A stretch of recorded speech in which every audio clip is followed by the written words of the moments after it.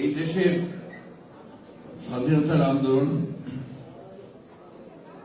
সমাজকে বদলে দেওয়ার যে আন্দোলন, যে সংগ্রাম, সেই সংগ্রামে আসাদ অবশ্যই অমর হয়ে থাকবেন ইতিহাসে।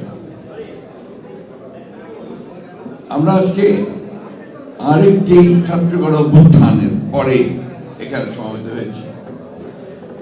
24-এর যে ছাত্রগণ অভ্যুত্থান, সেই গণ অভ্যুত্থানের পরে আমরা একজন ফ্যাসিস্ট শাসককে দেশ থেকে চলে যেতে বাধ্য করেছি। 69-এর গণতান্ত্রিক গণ অভ্যুত্থানে তৎকালীন সামরিক শাসক আইয়ুব খানকে চলে যেতে বাধ্য করা হয়েছে। কিন্তু যে কথাগুলো অনেক বক্তাই বলেছেন যে আমরা আমাদের সেই উৎসিত যে লক্ষ্য, সেই লক্ষ্য আমরা পূরণ করতে পারি না। জয়েদ সাহেব বলেছেন যে আজকে প্রায় এত বছর পরেও আমরা একটা নির্বাচন করতে পারি না। এটা একটা সামগ্রিক ব্যাপার। আমরা যারা রাজনীতি করি, আমরা চেষ্টা করি, আমরা বদলানোর চেষ্টা করি, কিন্তু দেখা যায় সবগুলো সবসময় আমরা বেড়ে উঠি না। কারণ প্রতিক্রিয়াশীল যে চক্র আছে, সেই চক্র এত বেশি তারা দৃঢ় হয়ে যান, এত বেশি করে তারা সেই বিপ্লবের বা আপনার সংগ্রামের সেই ধারাটাকে বদলে দিতে চায়। আজকে শহীদ আসাদ প্রাসঙ্গিক এই জন্যই যে আমরা যে ফ্যাসিস্টদের বিরুদ্ধে দীর্ঘ সংগ্রাম করেছি, 15 বছর লড়াই করেছি এবং সব শেষে আমরা একটা বিজয় অর্জন করেছি। সেই বিজয়ের মধ্য দিয়ে আমরা সামনে যে দিনগুলোকে আশা করছি, প্রত্যাশা করছি, সেই দিনগুলো যেন আমাদের সেই স্বপ্নগুলোকে যারা প্রাণ দিয়েছে তাদের স্বপ্নগুলোকে যেন বাস্তবায়িত করতে পারে, এটাই হচ্ছে আমাদের প্রত্যাশা। আজকে অনেক কথা হচ্ছে বিভিন্নভাবে, এবং সেই কথাগুলো এমনভাবে বলা হচ্ছে যাতে করে তর্ক, অনেক নতুন নতুন তর্ক সৃষ্টি করা হচ্ছে। আমরা সোজা কথায় যেটা বুঝি, সাধারণ মানুষ যেটা বোঝেন, যে পরিবর্তনের পরে তারা একটা গণতান্ত্রিক রাষ্ট্র চান। সেই গণতান্ত্রিক রাষ্ট্রে তারা তাদের অধিকার থেকে ফিরে যান, তারা যেন তাদের মোটা ভাত মোটা কাপড় পরে থাকতে পারেন সাধারণ মানুষ, তারা যেন ভোটের অধিকারটা পান, তারা কথা বলার অধিকার পান, এবং তাদের সন্তানেরা যেন লেখাপড়া শিখতে পারে, তারা যেন একটা সুন্দর একটা সমাজে, যে সমাজে দুর্নীতি থাকবে না, যে সমাজে অন্যায় থাকবে না, যে সমাজে মানবিক মূল্যবোধ থাকবে, যে সেখানে ন্যায় বিচার থাকবে, সেই ধরনের একটি সমাজ তারা চায়। কিন্তু সবসময় আমরা সেটা পাই না, যে কথা আমি আগে বলেছি, দুঃখিত। আমাদের সামনে যে বিষয়গুলো সে এখন দাঁড়িয়েছে, একটা কথা আমি সবসময় বলি, যে কথা বললে আমার অনেক সমালোচনা হয়। আমি বলি যে নির্বাচনটা দ্রুত হওয়া দরকার। কেন বলি এই কথাটা আমি অনেকবার বলার চেষ্টা করেছি, কারণ আমরা বিশ্বাস করি যে নির্বাচন, যেটা থেকে আমরা প্রায় 15 বছর বঞ্চিত, এই নির্বাচনের মাধ্যমে আমাদের জনগণ তারা তাদের প্রতিনিধিকে নির্বাচিত করবার একটা সুযোগ পাবে। এখন এখানে জোর করে যদি সেই বিষয়টাকে আপনার একটু বিতর্কিত করে ফেলা হয়, তাহলে জনগণ আবার তাদের সেই অধিকার থেকে বঞ্চিত হবে।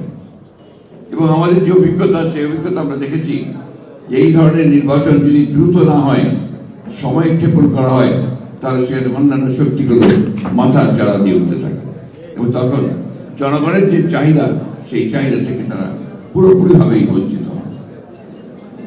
আমরা এই কথা বারবার বলতে চাই যে নির্বাচনে কে আসবে সেটা গুরুত্বপূর্ণ নয়, কিন্তু জনগণের অধিকারটা প্রতিষ্ঠিত হবে, সেটার জন্যই কিন্তু আমরা লড়াই করে যেতে 15 বছর। আমি সেই কারণেই বলেছি যে এই সময়টা আমাদের দরকার। সত্যিকার অর্থেই আমরা বর্তমান যে অন্তর্বর্তীকালীন সরকার আছে, সেই সরকারের কাছে আমাদের প্রত্যাশা অনেক।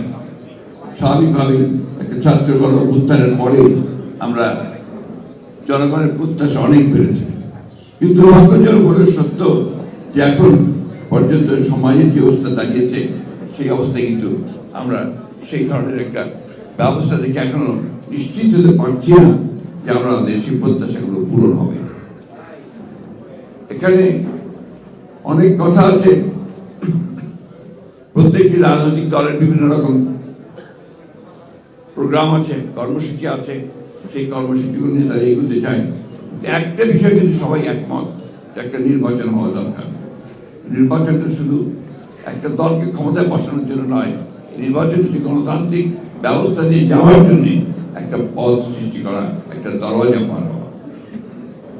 আজকে প্রশ্ন হচ্ছে যে সংস্কারগুলো সবগুলো করে আপনার নির্বাচনে যাওয়ার প্রশ্ন হচ্ছে, তাহলে কি আমরা 4-5 বছর ধরে অপেক্ষা করব, বা যতদিন সংস্কার সম্পূর্ণ হবে ততদিন ধরে অপেক্ষা করবে জনগণ, তারা তাদের ভোটের অধিকার থেকে বঞ্চিত হবে?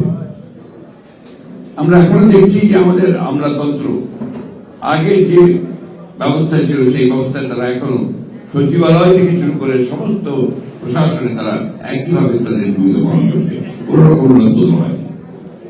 বিশ্ববিদ্যালয়গুলোতে লেখাপড়া প্রায় বন্ধ হয়ে গেছে, স্কুল কলেজগুলোতে সেই ধরনের লেখাপড়া হচ্ছে না, স্বাস্থ্য ব্যবস্থা প্রায় ভেঙে পড়েছে, এগুলো অতীত থেকেই এসছে।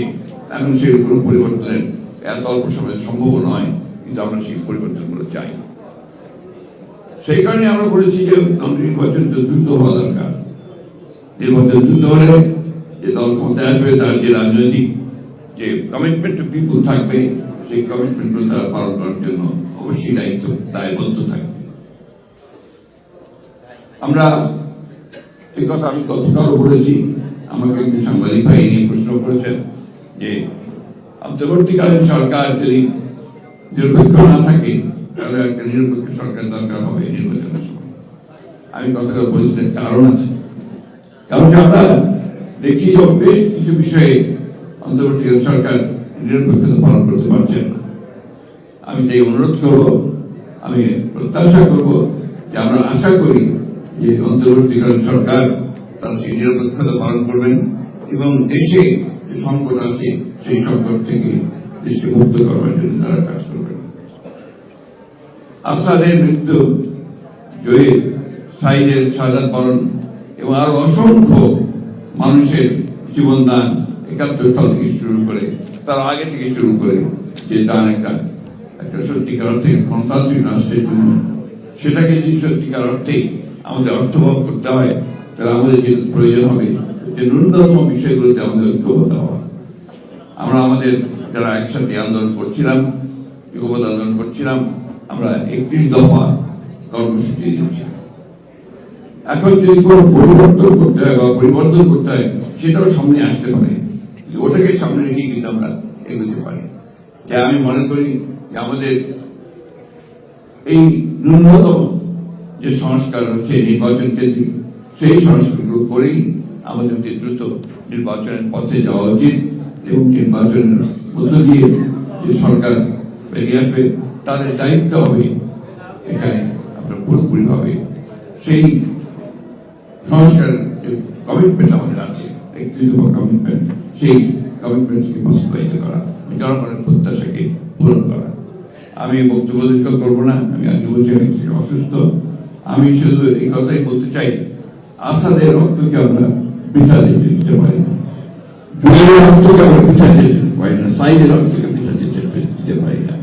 সব মিলিয়ে আজকে যারা আমাদের জন্য, আমাদের ভবিষ্যতের জন্য তারা প্রাণ দিয়েছেন, সেই তারা চেয়েছিলেন যে স্বপ্ন ছিল, সেই স্বপ্নগুলোকে যেন আমরা বাস্তবায়িত করতে পারি, সেই জন্য একটা ঐক্য গড়ে তুলে আমরা যেন সেটা অর্জন করতে পারি, সেই চেষ্টাই আমাদের করতে হবে।